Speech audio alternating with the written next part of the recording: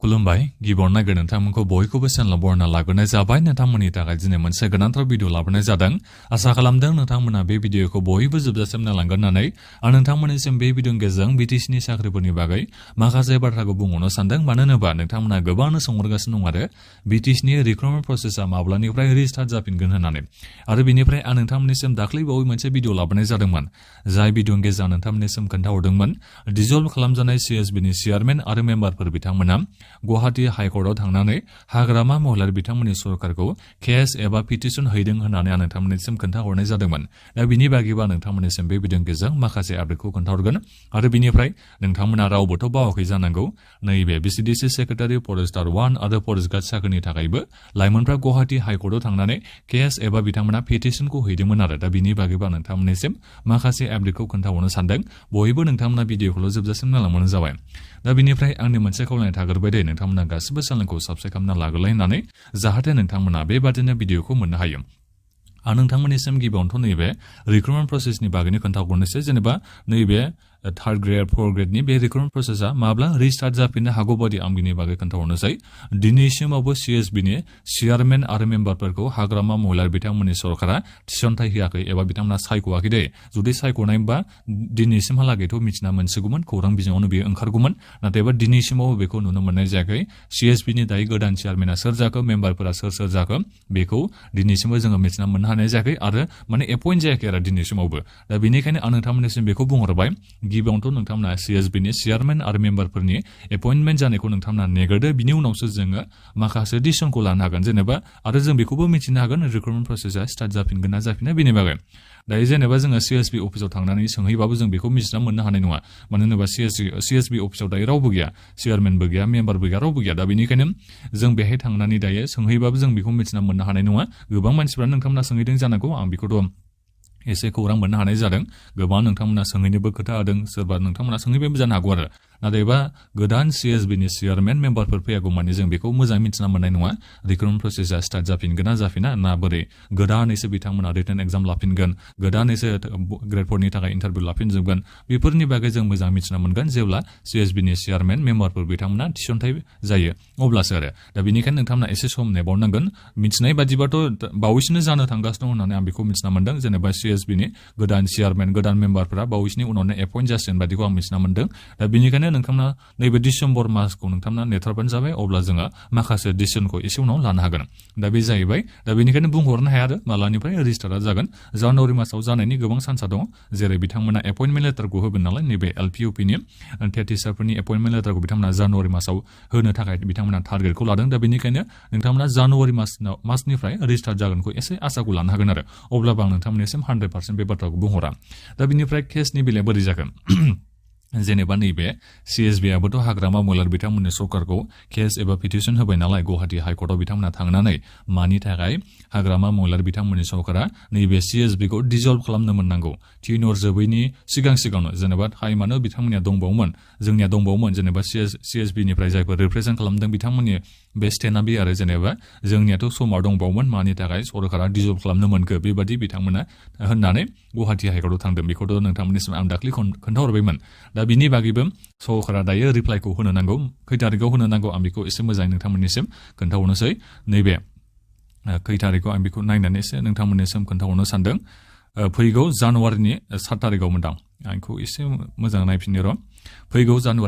फैगौ नैबे बोसोर गोदाननि जानुवारिनि 7 थारिखआव नैबे हाग्रामा माने आरो नेक्स्ट हेयारिंआ जानो थांगासिनो दं आरो बेहायनो जों मिथिना मोननो हागोन नोंथांमोना नैबे माने गुवाहाटी हाइकर्टनि नोंथांमोना इउटुब चेनेलाव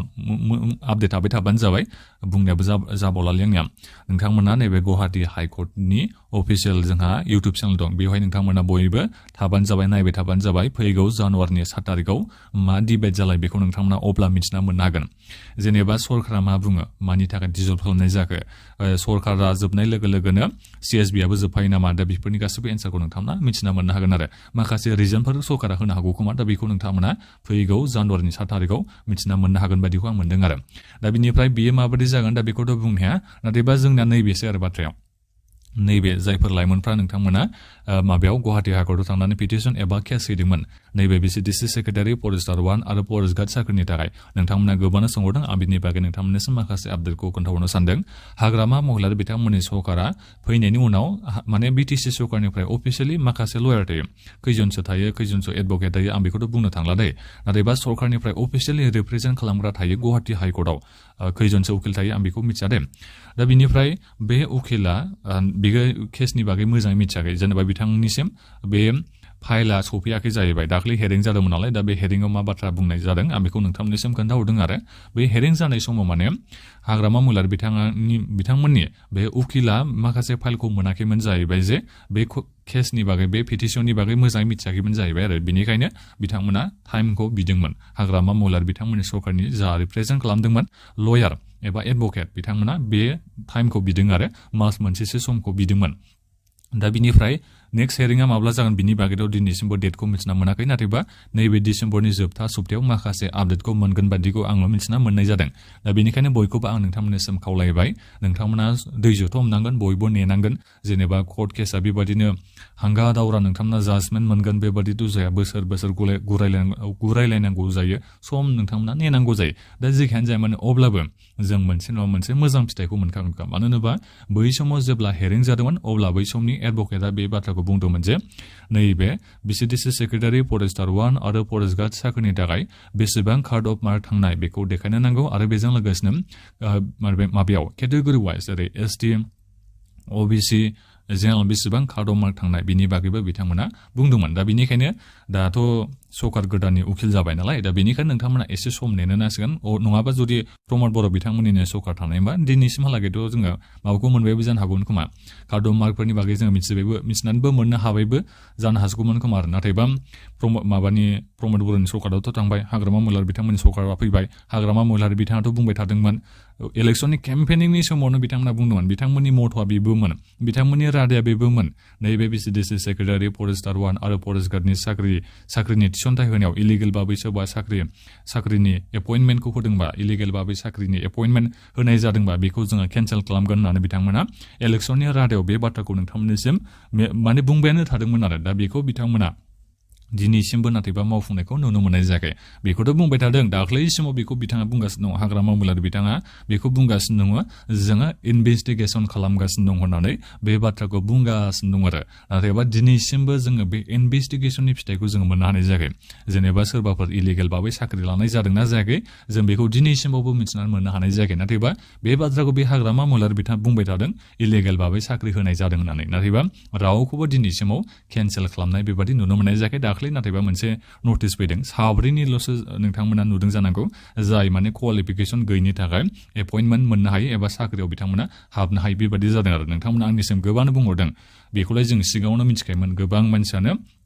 बेबादि जादों माने एपइन्टमेन्टखौनो जाहोखायाखै अफिसारफ्रानो बेबादि नोंथांमोना होनदोंमोन आरो नाथायबा नोंथांमोननिसिम आं बेखौ बुंग्रा दा बेबादि जादोंबाथ' जोबोद साननो गोनां बाथ्रा नङा होमबा लोगोफोर जेनेबा जाय मानसिया क्वालिफिकेसन गैया बेबादि जेनेबा साख्रिनि एपइन्टमेन्ट मोनहैलायनाय जायोबा आरो बोरै जानांगौ जागोन जेनेबा जायफोर केन्डिडेटफ्रा डिजार्भिं केन्डिडेट दा बिथांमोना थालाखै होमबा बेबादिनि थाखायनो नोंथांमोना बेखौ साननानै नायबानो जाबाय आरो नोंथांमोना गोबां आंनिसिम बे बाथ्राखौ खोन्थाहरदोंमोन दा बेनिखायनो आं नोंथांमोननिसिम बे बाथ्राखौ बुंहरनाय जाबाय दा बेनिखायनो आं नोंथांमोननिसिम जोबनायाव नैबे बाथ्राखौ बुंहरनाय जाबाय दै नोंथांमोना एसे दैजोथ' हमनांगोन जायफोर नोंथांमोना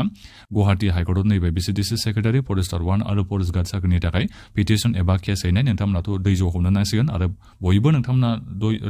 दैज' हमनांगोन नोंथांमोना गोबां सोंहरबाय थादोंमोन बिनि आपडेटआ मा जागोन होननानै नैबे डिसेम्बरनि जोबथा उइकआव नोंथांमोना माखासे आपडेटखौ मोननो हागौ खोमा आं नोंथांमोननिसिम आपडेटखौ मोनोबा भिडिअ नोंथांमोननिसिम आं बानायनानै खोन्थाहरगोन मा जायो नेक्स्ट हेरिंआ माब्ला जागोन बेफोरनि बागै आं नोंथांमोननिसिम खोन्थाहरगोन बिनिफ्राय नैबे जानुवारिनि 7 तारिखआव मा जायो आं बिनि बागैबो नोंथांमोननिसिम आपडेट हरगोन दा जेखियानो जाया माने जोंनि नैबे बिटिसिनि साख्रिनि बेलायावबाथाय मा होनबावनो दा ओरैबादि रागा जोंथावबो बेबादि आरो सानना नायोबा बोरैबा रागाबो जोंनो ओंखारो बेबादि आरो मानि थाखाय जोंनिया माने प्रसेसै थाङा बेबादि आरो दा जेखियानो जाया माने नोंथांमोना बयबो नेलायनांसिगोन जोंनि नैबे बिटिसिआवल' सिगांनिफ्रायनो बेबादिनोखा मा बुंबावनो दा दा जेबो बुंला बांद्राय बुंबा बोरैबासो जालायलांगोन आंना बाथ्रा बुंनाया दा बेखिनि भिडिअनि गेजेराव नोंथांमोननिसिम बेखिनि आपडेटखौनो खोन्थाहरनाय जाबाय दासिमाव जेबो खबर मोननो हानाय जायाखै रेजिस्टार्ट मालानिफ्राय जाफिनगोन रिक्रुटमेन्ट प्रसेसा केन्सेलथ' बेबादि खालामनो हाया नोंथांमोननिसिम आं बेखौ बुंहरखायो नङाबा माखासे लाइमोनफ्रा गोबाङानो गुवाहाटि हाइकर्टआव थांनो थाखायबो राजि मानि थाखाय केन्सेल खालामनांगौ बिदि होननानै जेनेबा केन्सेल खालामनो मोना होननानै गुवाहाटि हाइकर्टआव थांनो थाखायबो राजि नैबे बिसिदि माबानि थाखाय नैबे 3rd ग्रेड 4th ग्रेडनि थाखाय आरो मानो होनबा 3rd ग्रेडनि थाखाय लाइमोनफ्रा खस्थ' खालामनानै रिटेन एग्जामखौ होजोब्बाय हायार सेकेन्डारि लेभेलनियाबो होबाय ग्रेजुवेट लेभेलनियाबो जोंहा रिटेन एग्जामा जोब्बाय माखासे टेक्निकेल भेकेन्सिनियाबो जोंहा रिटेन एग्जामा जोब्बाय बिनिफ्राय माबानियाबो ग्रेड 4नियाबो जोंहा इन्टारभिउ जोबजोब्बाय मात्र एपइन्टमेन्ट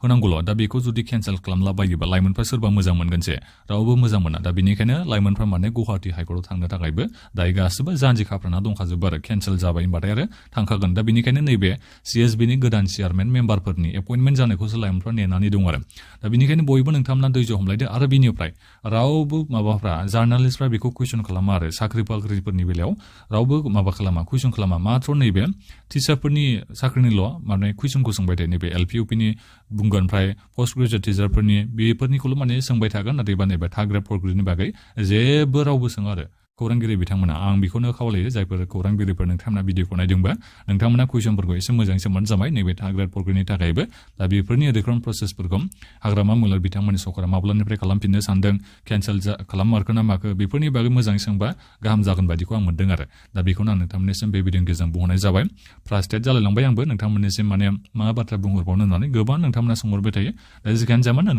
नोंथांमोनखौ आं खावलायबाय बयबो नोंथांमोना धैर्य हमनानै थाथ' होननानै दा बेखिनियानो मा नोंथांमोना माबाफोर सोंनांगौ दङबा भिडिअखौ कमेन्ट खालामदो बे भिडिअखौ बयबो शेयार खालामदो दा बेखिनियानोमोन गोजोन